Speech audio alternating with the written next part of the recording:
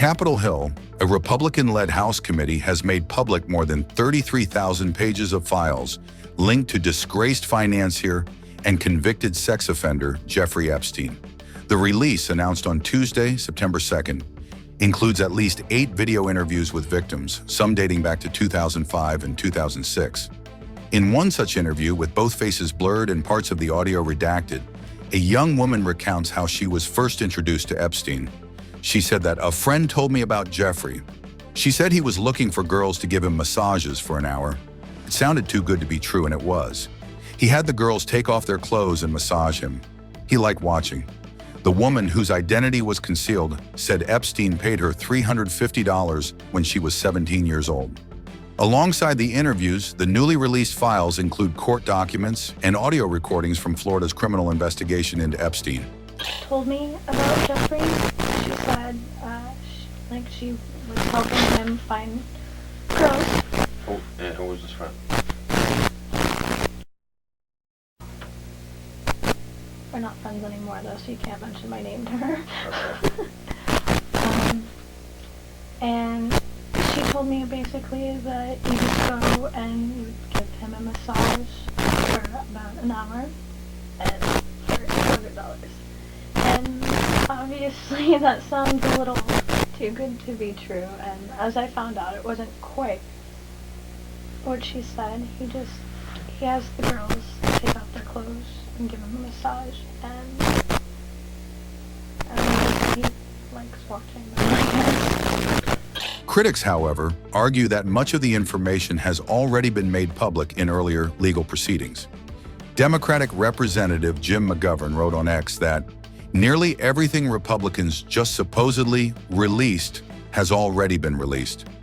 Republican Representative Thomas Massie and Democrat Ro Khanna are pushing for a measure that would require the Justice Department to release all unclassified Epstein records, including those held by the FBI and U.S. attorneys. The committee has also subpoenaed Epstein's estate and sought testimony from Ghislaine Maxwell, Epstein's convicted accomplice. Although Epstein died by suicide in prison in 2019, the case continues to raise difficult questions about accountability, secrecy, and the powerful figures linked to him. Earlier, in a press conference held at Attorney Gloria Allred's Los Angeles office, Alicia Arden, one of the first known victims to file a police report against Jeffrey Epstein, broke her silence and called on the U.S. government to release all Epstein-related investigation files. The first question that I have is, should the files be released? And I believe, yes, the files should be released. I'm tired of the government saying that they want to release them. So please just do it. And the next question is, should Miss Maxwell be pardoned? No, Ghislaine Maxwell should not be pardoned. She was convicted of sex trafficking of children. This is a terrible crime. Our next question is,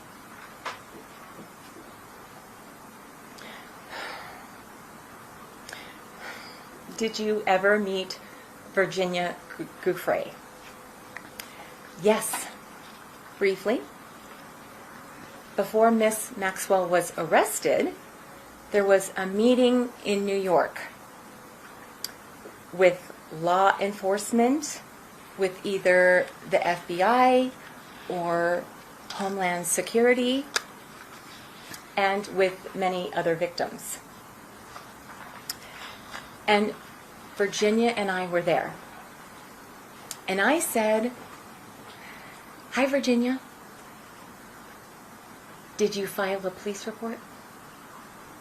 I did, in California. Virginia said, "No, I could not do that. I could not do that. I was around rich and powerful people." And at the same meeting with victims and their attorneys, the law enforcement agent at the podium asked the victims if they had any questions. Virginia asked why Maxwell was still walking around and free. And the agent responded that they were going to find her. And I'm very glad that Virginia, that she asked that question. I'm very glad. And another question is, do you want Miss Maxwell to testify?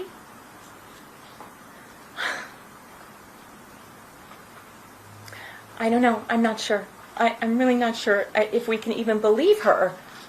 But, I mean, I would like to know what the U.S. Deputy Attorney General, Todd Blanche, asked her, and what she actually said to him.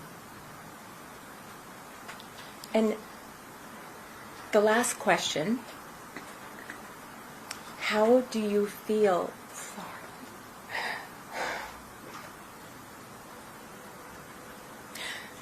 It's a hard one for me. How do you feel about seeing Jeffrey Epstein in the news every single day and every night, all the time? And the story in the news almost every day and every night. It's very upsetting to me, and I cry with tears like I am now. In my living room, watching this all the time when I see it on the news every day. Jeffrey's in my brain, and I see him again and again, and I remember what he did to me in that hotel room. And I feel pain in my heart for myself and all for the other victims everywhere. And I see it every single day on the news. Okay, thank you.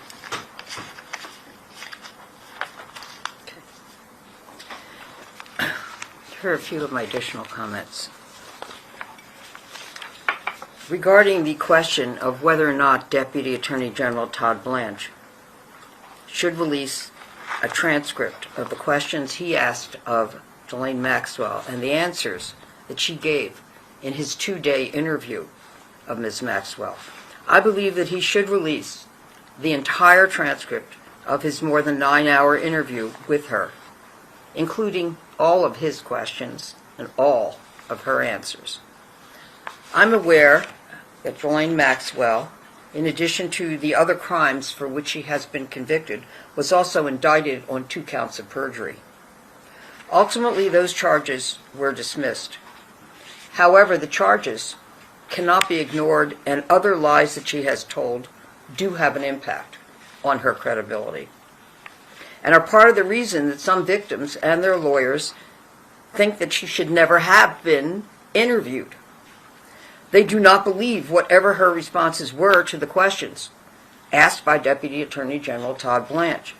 In my opinion, if the transcripts were released, then everything that Ms. Maxwell said in the interview should only be released if they're accompanied by corroboration of her statements and or evidence of inconsistent statements by her and or proof that she lied about some of her statements, if she did.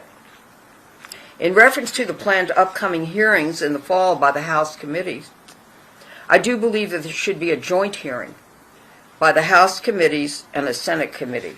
I'm aware that the House subcommittee is issuing subpoenas for many people in the list that they've already developed, including many former attorney generals. I think that they should add to that list former United States Attorney for the Southern District of Florida, Alex Acosta. In addition, I think they should subpoena Deputy Attorney General Todd Blanche and Attorney General Pam Bondi. Finally, victims and survivors of Jeffrey Epstein and or Ghislaine Maxwell should be invited to appear before the House and Senate committees to share how they were victimized by Jeffrey Epstein and Ms. Maxwell, the impact on them of these crimes, and how the criminal justice system has helped them or failed them.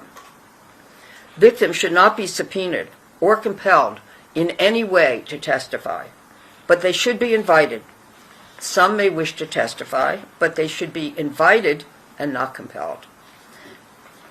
And some may want to be anonymous, that is, they would not want their identities known or their faces shown.